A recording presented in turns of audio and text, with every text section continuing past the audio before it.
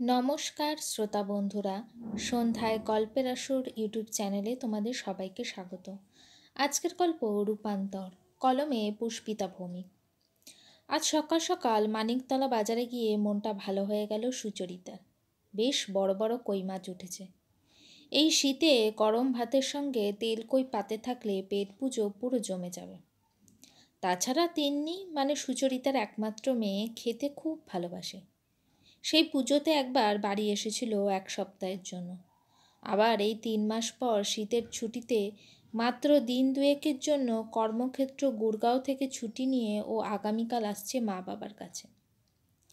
বছরের অন্য সময় দুই বুড়ো বুড়ি মানে সুচরিতা আর ওর স্বামী ইন্দ্রনীল পাতলা মাছের ঝোল ভাত আর কিছু একটা সবজি এইভাবেই চালিয়ে নেয়। বয়স হয়েছে, তাই পেটের খেয়াল রাখতে হয়। অসুস্থ হলে কে ছোটাছুটি করবে তখন? যতটা সাবধানে থাকা যায় এই আর কি। তবে তিন্নি বাড়ি এলে সেই বিধিনিষেধের আগল খুব একটা থাকে না। জমিয়ে বাজার আর রান্নাবান্না করে সুচরিতা। মায়ের হাতের রান্না তিন্নি চেটেপুটে খায়, ওটা দেখেও শান্তি। সন্তান খুশি হলেই মা বাবার সুখ। ইন্দ্রনীল তো মাঝে মাঝে মেয়েকে ফোনে ইয়ার্কি করে বলেন, তুই সময় পেলেই বাড়ি আসবি রে তিন্নিমা। এমনি সময় তোর মা আর আমি তো রুগীর পথ্য খেয়ে থাকি, তুই আসলেই কবজি ডুবিয়ে খেতে পারি, সেই জন্যই বলা। কপট রাগ দেখিয়ে সুচরিতা বলেন, মরণ লোভ দেখো বুড়োর, যত বয়স বাড়ছে নোলাও তত বাড়ছে। শীতের মিঠে রোদ্দুরের মতে ওদের সংসারটাও এমন ভালোবাসার মিঠে ওমে ভরা। সুচরিতা এবার এগিয়ে যান মাছওয়ালার কাছে, দরদাম করে কই মাছ কেনেন। তারপর ব্যাগে ভরে শীতের শাকসবজি কিনে বাড়ি ফেরেন ফুলকপি, কালো বেগুন, আরও কত কী। আজ বাজারটা করা থাকলে আগামীকাল সকাল থেকে মন দিয়ে রান্নাবান্না করা যাবে। শীতের এরো বেলা যেন ছুটছে।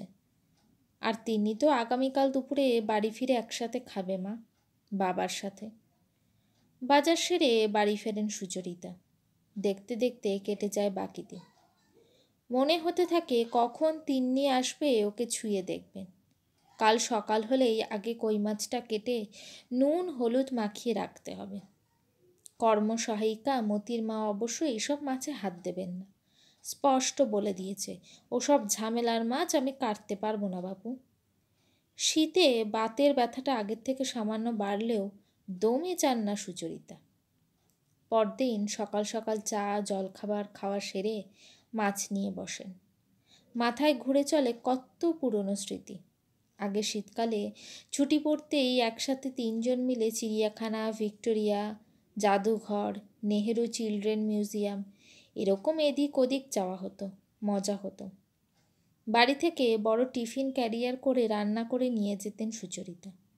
আর এখন সব ফাঁকা ফাঁকা লাগে, সময় যেন কাটতেই চায় না। মাছ কাটা প্রায় শেষের দিকে, এমন সময় এসব ভাবতে ভাবতে অন্যমনস্ক হয়ে বটিতে আঙুল কেটে যায়। ব্যাস অমনি রক্তারক্তি কাণ্ড। কোনো মতে ইন্দ্রনীল এসে গজ ব্যান্ডেজ তুলো দিয়ে রক্ত বন্ধ করেন। তারপর পাড়ার ডিসপেন্সারি থেকে ওষুধ নিয়ে আসে। মতির মা দুপুরে খাবার জন্য সবজি দিয়ে ডাল, লম্বা বেগুন ভাজা আর ফুলকপির তরকারি রান্না করে রেখে বেরিয়ে যায় ঝটপট। ও বা কতক্ষণ থাকবে এখানে? পেটের তাগিদ বলে কথা, মোট 5 বাড়ির ঠিকে কাজ করেও। তিন্নি এসে পড়বে কিছুক্ষণের মধ্যেই। দমদম বিমানবন্দরে নেমে ফোন করেছিল খানিক আগে। সুচরিতা ওকে এসব কথা কিচ্ছু বলেননি। বেতের চেয়ারটা নিয়ে বসে থাকেন বারান্দায়, একরাশ মন খারাপ নিয়ে। ধরে কতদিন পর আসছে মেয়েটা, কত কি করবেন ভেবেছিলেন, কিন্তু সেসব আশায় জল পড়ে গেল।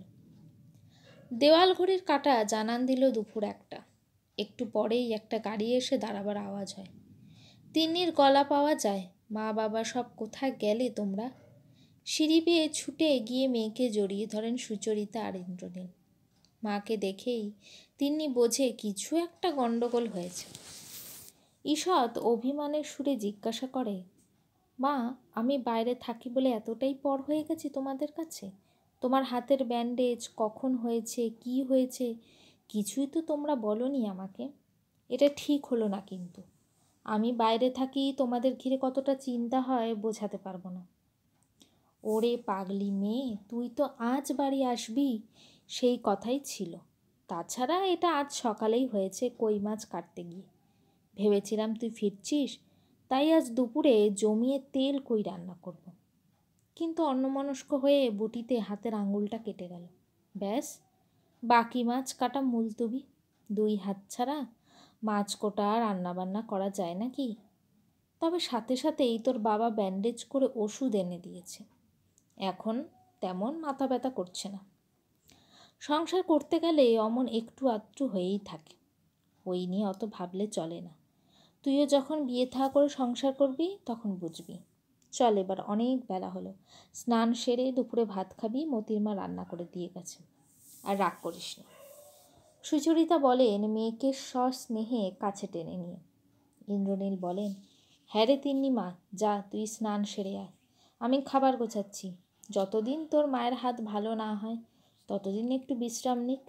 এমনি তো বিশ্রাম নেয় না হাজার বললেও। মতির মা যতটা পারবে করবে, আর বাকিটা টুকটুক করে আমি চালিয়ে নেব কদিন সংসারের কাজ।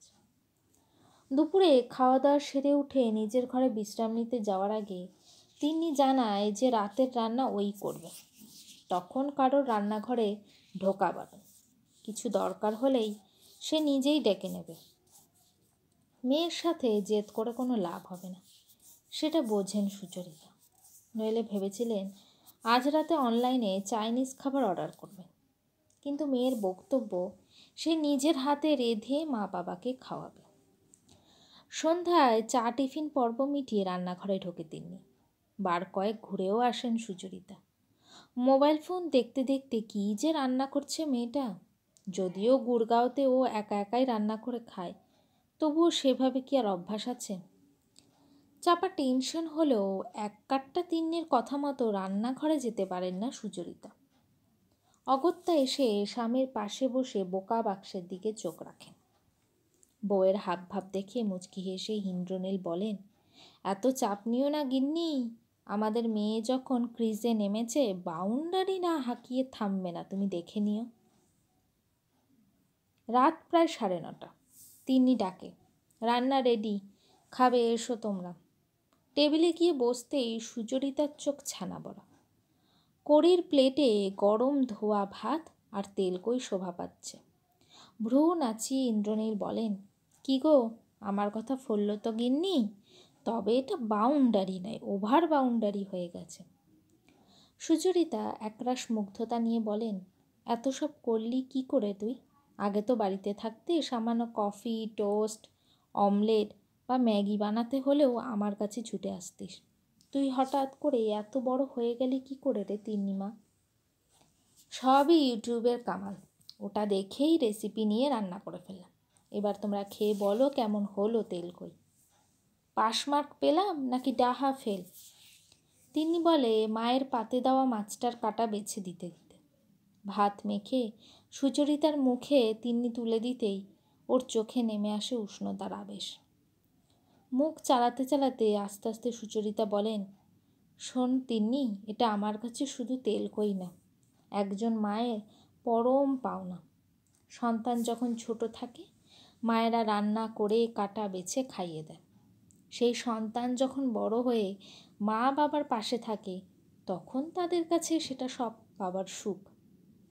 ইন্দ্রনীল স্ত্রীর কথার রেশ টেনে বলেন, এক কথায় এটা হলো স্নেহের রূপান্তর। তিনি অজান্তেই আজ আমাদের অভিভাবক হয়ে গেছে। আর কি চাই আমাদের? এককালে আমাদের হাত ধরে বাইরের পৃথিবীতে পা রেখেছিল, যে আজ সেই শক্ত লাঠি হয়ে বাঁচার শক্তি হয়ে দাঁড়াচ্ছে। ভালো থাক মা। আয়, এবার আমি তোকে আজ খাইয়ে দিই সেই ছোটবেলার মতো। পাথে মাখা ভাত মেয়ের মুখে তুলে দেন বাবা। শীতের বাইরে প্রকৃতির পারদ নামলেও ওদের সম্পর্কের উষ্ণতার ভরে ওঠে ভালোবাসার গৃহকোণ। গল্পটি কেমন লাগলো অবশ্যই আমাকে জানিও।